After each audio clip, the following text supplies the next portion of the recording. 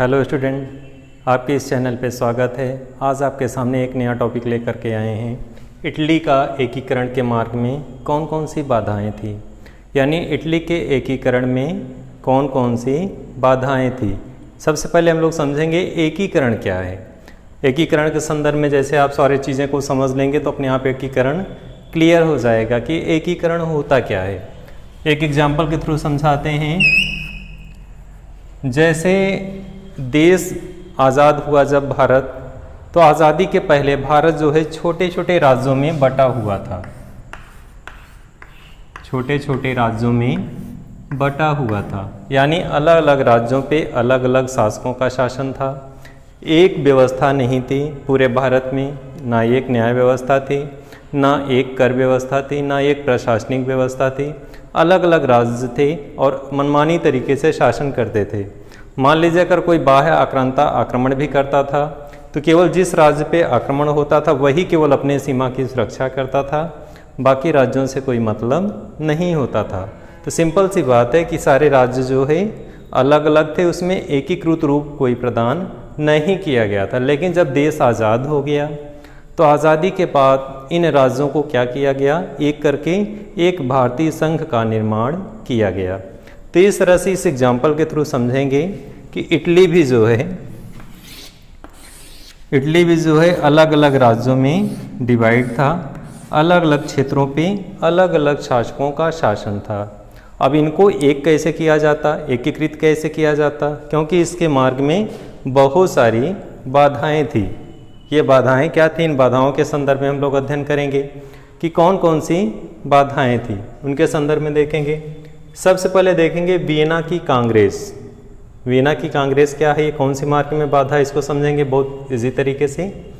Napoleon ने Italy को क्या किया था, एक रूप प्रदान किया था। यानी नेपोलियन ने इटली को जब अपने आधिपत्य में कर लिया था तो उसको एक रूपता प्रदान किया था। एक प्रकार कह सकते हैं कि उसमें एकीकृत किया था, उन क्षेत्रों को अपने अधिकार में करके पूरा अपने अंडर में करके एक शासन व्यवस्था स्थापित किया था, एक रूपता प्रदान किया था, एक राजनीतिक एकता प्रदान किया था। लेकिन उसके शासन के पश्चात जब उसकी हार हो जाती है तो क्या होता है, वियना की संधि होती है। वियना की संधि में क्या किया जाता है, इटली के फिर से टुकड़े टुकड़े कर दिए जाते हैं। इटली कई भागों में विभाजित हो जाता है। जो पूर्व में स्थित थी वही बाद में फिर से वही बन जाती है। यानी नेपोलियन के पहले जो इटली एकीकृत नहीं था, अलग अलग राज्यों में बटा हुआ था, तो फिर से वही स्थिति बन जाती है और इटली के टुकड़े टुकड़े कर दिए जाते हैं। और ऐसी स्थिति में विखंडन की समस्या फिर उत्पन्न हो जाती है। फिर से एक सपना अधूरा रह जाता है इटली वासियों का कि जो नेपोलियन ने इटली को एकीकृत प्रदान किया था उसको वियना संधि के बाद क्या किया, टुकड़े टुकड़े कर दिए गए।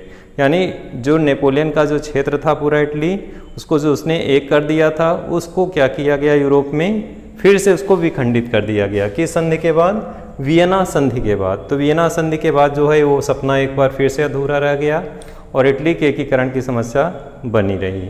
तो इस तरह से वियना कांग्रेस के जो संधि हुई थी उसके पश्चात फिर से वही समस्या उत्पन्न हो गई। अगले स्टेप में हम लोग आते हैं।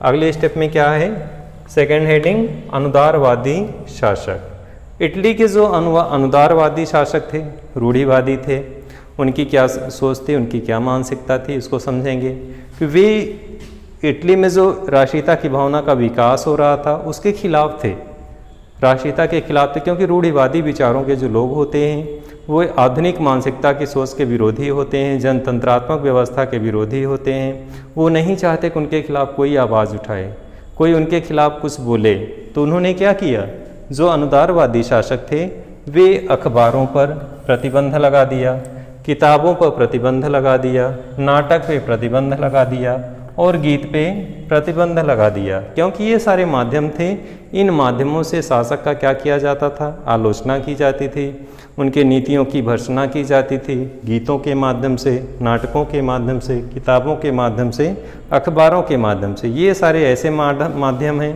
ये ऐसे मीडियम हैं जिनके माध्यम से जनता, कोई कवि, कोई लेखक, कोई संगीतकार, कोई विविध क्षेत्रों के लोग जो है क्या करते हैं, इनके माध्यम से शासक की नीतियों की विरोध करते हैं, उनकी आलोचना करते हैं। तो ऐसी स्थिति में जो अनुदारवादी शासक थे वे इन चीज़ों पर प्रतिबंध लगा दिए। वे नहीं चाहते थे इटली एकीकृत हो, क्योंकि वो सोचते ही थे कि विखंडित हो जाए और हम जो है इस तरह से इटली के क्षेत्रों पर शासन करते रहें। तो इस तरह से अनुदारवादी जो शासक थे वे क्या चाहते थे, इटली के एकीकरण के विरोधी थे। तो सेकेंड हेडिंग भी एकदम क्लियर हो गई।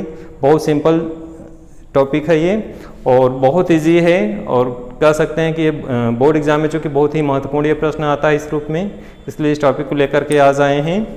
तो सेकंड हेडिंग जो है आपके एकदम क्लियर हो गई कि अनुदारवादी शासक यानी रूढ़िवादी जो शासक थे वे इटली के एकीकरण के मार्ग में क्या थे, बाधा थे, बाधक के रूप में कार्य कर रहे थे और वे अखबारों, किताबों, नाटकों पे एवं गीतों पे क्या किए, प्रतिबंध लगा दिए। नेक्स्ट बिंदु पे चलते हैं, राजनीतिक विखंडन का लंबा इतिहास। तो उसको इस रूप में समझेंगे, इटली जो है बहुत पहले से जो परंपरावादी जो शासक थे वहाँ के, वे लंबे समय तक अलग अलग क्षेत्रों पे अलग अलग तरीके से शासन कर रहे थे। वे नहीं चाह रहे थे कि इटली का एकीकरण हो, क्योंकि अलग अलग क्षेत्रों पे अलग अलग शासकों का शासन था और वे अपनी परंपरा को आगे बढ़ा रहे थे और कभी नहीं चाहते थे कि हमारा जो राजवंश है वो समाप्त हो जाए और इटली जो है एकीकृत रूप राष्ट्र में बन जाए। तो इस तरह से इटली के मार्ग में जो लंबा एक विखंडन की जो लंबी प्रक्रिया चली, अनेक वंशानुगत राज्यों में इटली बटा हुआ था और इस बिखराव के कारण, इस विखंडन के कारण, ये चूँकि इसका लंबा इतिहास चला आया है, तो इस तरह से लंबे इतिहास इस विखंडन की स्थिति के कारण जो है इटली के एकीकरण का मार्ग में ये सबसे बड़ी बाधा थी। क्योंकि जो वंशानुगत शासक थे वो कभी नहीं चाहते थे कि इटली का एकीकृत हो जाए। जो अलग अलग क्षेत्रों में अलग अलग शासकों का शासन था वे हमेशा इसका क्या करते थे, विरोध करते थे। तो इस तरह से विखंडन का लंबा इतिहास भी इटली के एकीकरण के मार्ग में क्या था, बाधक का कार्य कर रहा था। अगले बिंदु पे चलेंगे, विदेशी शक्तियों का आधिपत्य। अब इसमें विदेशी शक्तियों का आधिपत्य इटली को एकीकरण के मार्ग में कैसे बाधक है, इसको बहुत सरल तरीके से समझेंगे। तो इटली के एकीकरण के मार्ग में जो बाधक का कार्य कर रहा था, जैसे इसको समझेंगे कि उत्तरी भाग पे ऑस्ट्रियाई हैब्स वर्ग के अधीन क्षेत्र था ये, यानी इटली का जो उत्तरी भाग था वो किसके आधिपत्य में था, ऑस्ट्रियाई हैब्स वर्ग के अधीन था। मध्य भाग जो था, इसको ध्यान देंगे, वो पोप के शासन के अधीन था। मध्य भाग किसके अधीन था, पोप के शासन के अधीन था। दक्षिण जो क्षेत्र था वो बुर्बो राजवंश का शासन था। तो इस तरह से कह सकते हैं कि विदेशी शक्तियों का शासन था, वे कभी नहीं चाहते थे कि इटली का एकीकरण हो जाए। जैसे भारत में अंग्रेजों का जब शासन था तो आज़ाद नहीं करना चाहते थे, वैसे यहाँ पे भी वही स्थिति थी कि जहाँ जहाँ पे विदेशी शक्तियों का शासन था वे नहीं चाहते थे कि इटली जो है स्वतंत्र हो जाए और एकीकृत राष्ट्र के रूप में निर्मित हो। तो इस तरह से इटली के एकीकरण के मार्ग में ये सारी बाधाएं थी। अगला बिंदु है पोप का शासन। इटली पर जो है पोप का शासन था मध्य क्षेत्र में, जैसा कि आपने इसके पहले यहाँ पे देखा कि इटली के जो है अलग अलग क्षेत्र थे। जैसे उत्तरी भाग में ऑस्ट्रियाई हैब्स वर्ग का अधीन शासन था, मध्य भाग में पोप का शासन था और दक्षिणी क्षेत्र में बुर्बो राजवंश का शासन था। तो इस तरह से इटली का जो है मध्य क्षेत्र पे शासन था और पोप क्या करता था, फ्रांस की सेना बुलाकर रोम में तैनात किया था। वो अपनी सुरक्षा के लिए तैनात किया था। वो नहीं चाह रहा था इटली का क्या हो, एकीकरण किया जाए, यानी एक कर दिया जाए। तो एकीकरण आप पहले ही समझ चुके हैं कि सभी राज्यों को मिला करके एक कर देना, सभी राज्यों को एक करके एक इटली राष्ट्र का निर्माण करना। तो इस तरह से इटली के एकीकरण के मार्ग में ये सारी बाधाएं थी, जिसके कारण इटली के एकीकरण नहीं हो पा रहा था। आगे चल कर के इटली का एकीकरण होता है, तो वो नेक्स्ट वीडियो में रहेगा। इस वीडियो में यहाँ तक यही टॉपिक है और इस तरह से आपने इटली के एकीकरण के संदर्भ में जो जो बाधाएं थी उसका आपने अध्ययन किया।